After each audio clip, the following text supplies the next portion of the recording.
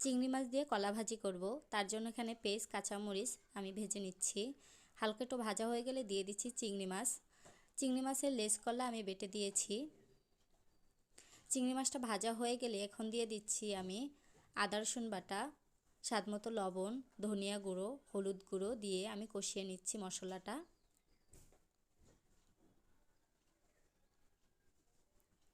এবার দিয়ে দিচ্ছি হালকা একটু পানি। এই পানিটাই কিন্তু কলাটাকে সেদ্ধ করবে, আমি কিন্তু আর পানি ব্যবহার করব না। এই তো কলা আর আলু দিয়ে দিয়েছি।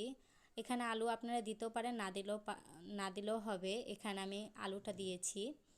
এবার সরা দিয়ে আমি ঢেকে দিয়েছিলাম। এই তো আমার কলা ভাজি হয়ে গিয়েছে। এবার ধনেপাতা দিয়ে আমি নামিয়ে নিচ্ছি। আসলে ভিডিওটা আমি সন্ধ্যা রাতে করেছিলাম, তাই একটু অন্ধকার দেখাচ্ছে। ভিডিওটা দেখে অবশ্যই বুঝে নেবেন।